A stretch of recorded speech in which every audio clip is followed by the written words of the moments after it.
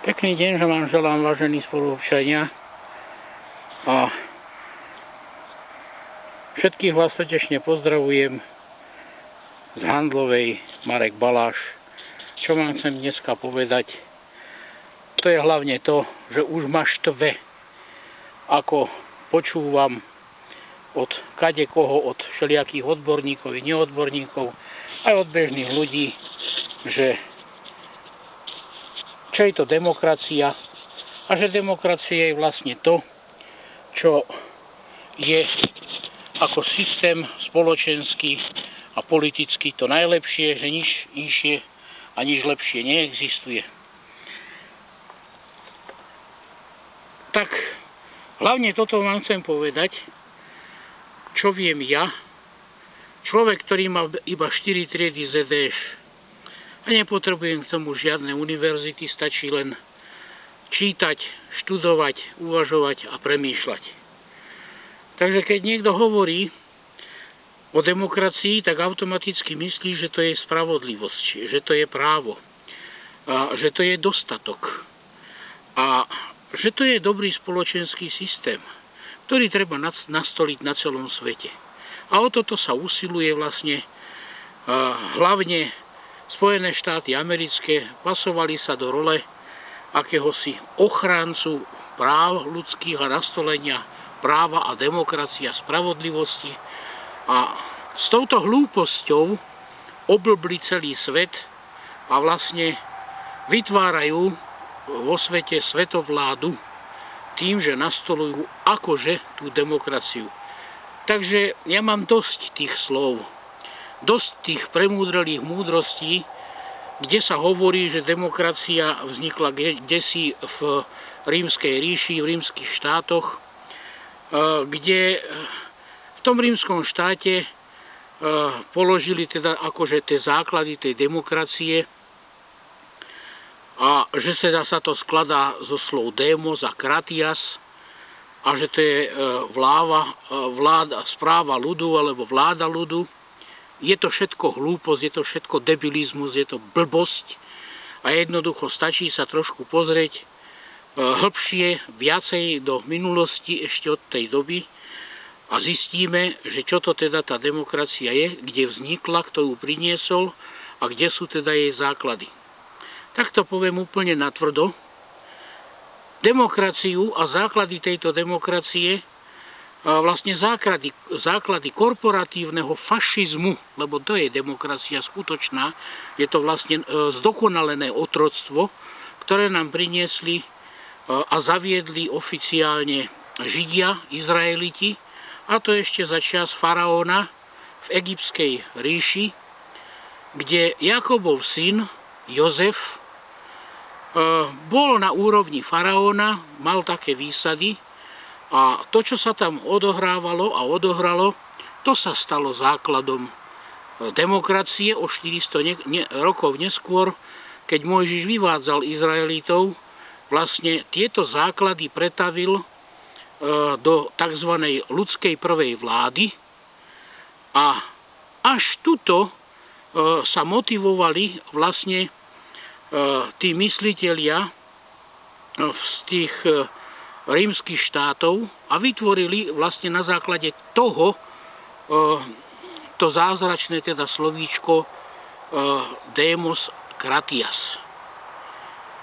A aby sme si to dokázali, tak vám niečo prečítam a prosím vás pekne, či už ste veriaci alebo neveriaci, hlavne kresťania, prestaňte uvažovať, ak sa chcete vôbec posunúť ďalej, len v zmysle tej obľudnej viery toho náboženstva, ktorá sa nachádza v Biblii.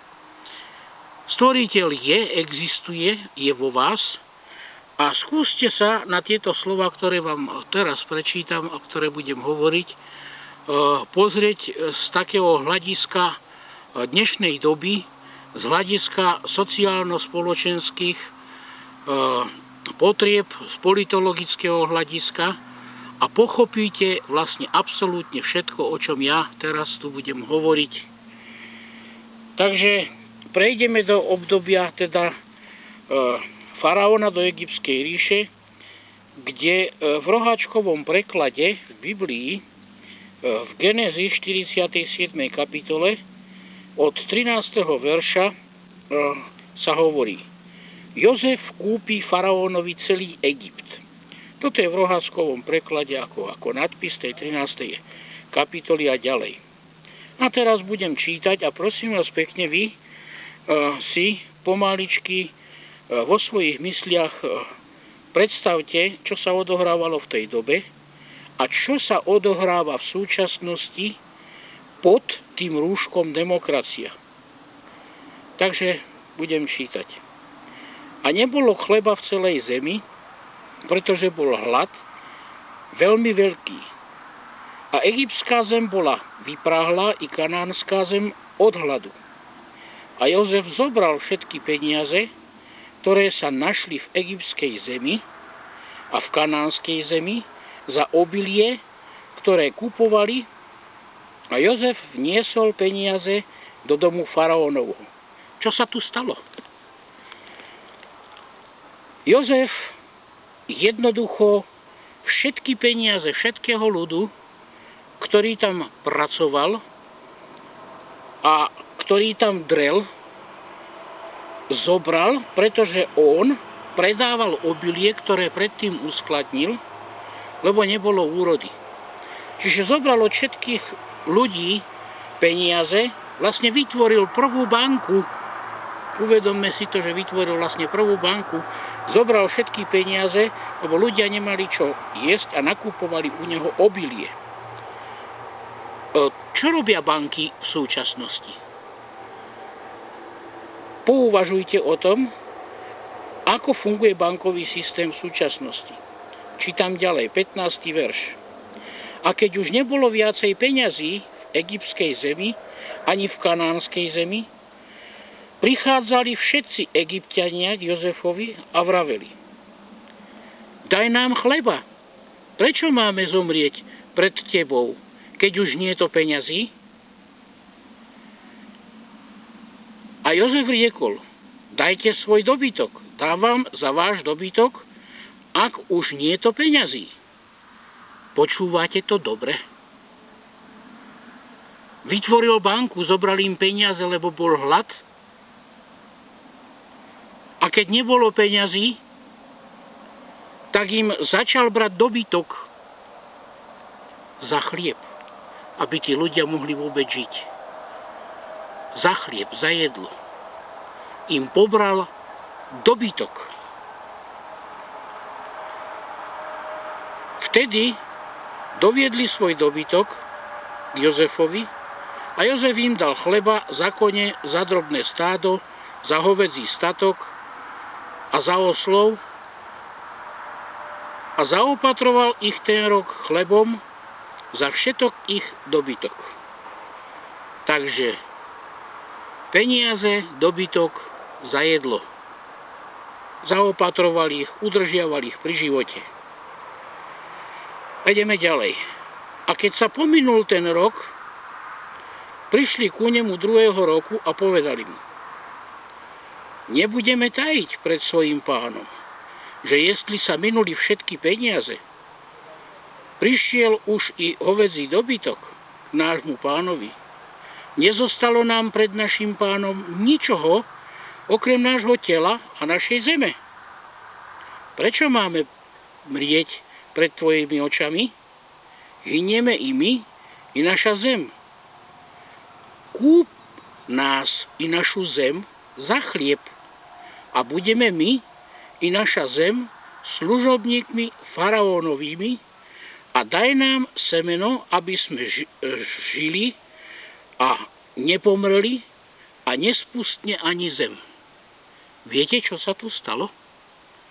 Čiže najprv zobral peniaze, vytvoril banku, na základe nekalých obchodov, podvodného, doslova podvodného obchodu, to je tzv. Liberálny trhový mechanizmus, ktorý funguje ako základ, ako pilier demokracie. Banka ako pilier demokracie, nadnárodné spoločnosti korporatívne spoločnosti. Toto všetko sa odohralo už vtedy a tam. A čo urobili ľudia? No presne to isté, čo robí teraz celý svet. Presne to isté, čo robia všetky národy sveta, kde sa uplatňuje tento otrocký, hnusný systém demokracie. No dobrovoľne sa vydali a vydávajú za otrokov len, aby mohli jesť, aby mohli prežiť. Aké dostávate teraz výplaty? Čo za to musíte všetko robiť, aby ste prežili od výplaty do výplaty, ku ktorej sa ani nedostanete?